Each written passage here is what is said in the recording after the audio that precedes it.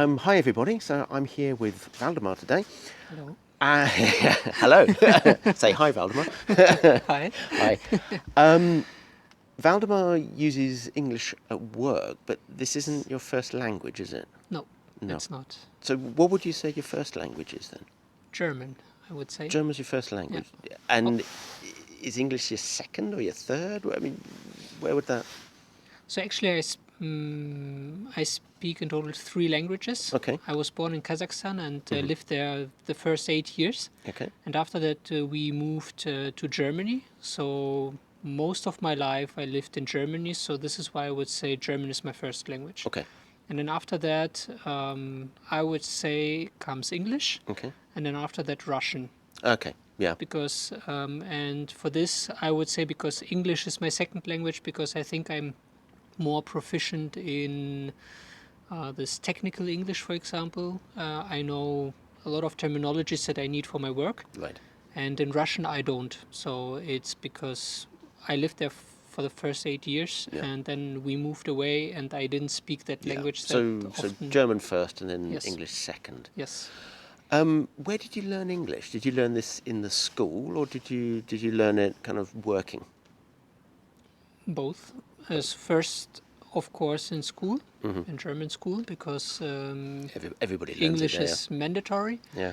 Then at university, I also took some courses, and then, yeah, What was the big step? So like a lot of people, they learn a language in the school or yeah. at university, and they get this mark and it says, oh, I'm B2 or I'm A1 or whatever it is, and then you start working, and it's very very different in the workplace.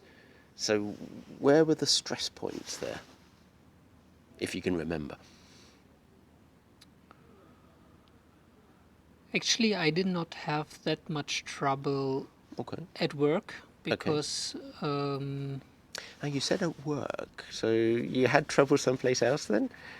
yeah, before that, Oh, okay. actually at university. But Okay. I mean, I took a lot of courses in at university to prepare for my English at work, because at university I took, for example, a lot of courses like technical English, applying for a job in English, and Oh, right. Okay. Yeah. this kind of courses, not like to get on the level of C1 or Yeah. whatever. But It so was. then when you went into the workplace, it was actually quite easy Yes, because exactly. all the Yeah, same things. because I had already some terminology in the background that I needed for work, and this is why it was more easy for me at work Mm. to start then. And then, of course, I did not know everything, but in the first 2 years when I started to work, I was in a very international environment. And this is where I could catch up also a lot of terminology and get used to speaking at work Okay. in English. And the environment you work in or have worked in, Yeah. is that with native speakers or non-native speakers? What's the mix? It used to be more with native speakers, but now it's more with non-native Is it? speakers, Yeah. because where I work right now, it's more with colleagues where I speak English with more with colleagues in China. Okay. So they are also, I would say, their second language is also English. Yeah. Well, yeah, definitely. Where do you think the most misunderstandings come in? I mean, because everybody here is communicating in their second language. Mhm. So, you know, the way in which a German will express something can be very different to the way in which a Spaniard would express it, or somebody from China. Mm.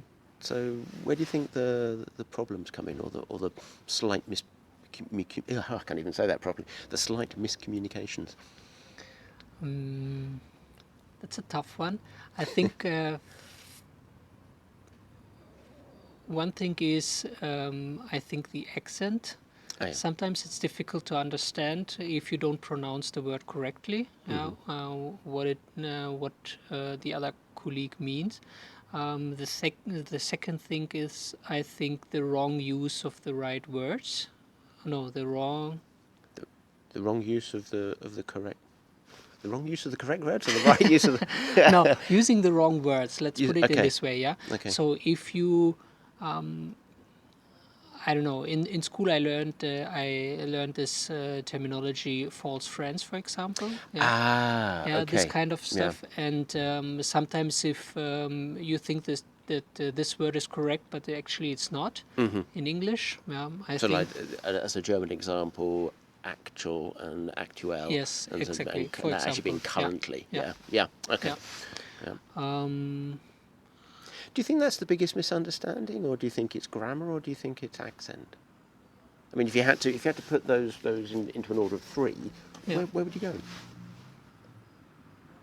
I would say wrong words. Okay. Um, Grammar is actually also a good point. Then I would say grammar. But do you mean grammar the same with using the wrong words? Well, no. I mean, grammar in the sense of, as an example, and if a native speaker hears somebody saying, "I will do this," Hmm. they maybe think they forgot it, and they're suddenly having this kind of, "Oh, I forgot," Hmm. rather than saying, "Yes, I'm doing that tomorrow. I'm going to do that tomorrow." The native speaker listening to it, if they hear, "I will do that tomorrow," might think that this was a sudden decision on the part of the other person and not something that was planned or organised. And Hmm. so that's where misunderstanding comes Yeah. in from grammar. Okay. Yeah. Then it's wrong words, grammar, and then the accent. Okay. Because modern business English says that it doesn't matter if you get the wrong words and the wrong grammar, but the person understands, then that's okay. Communication is more important than words and grammar.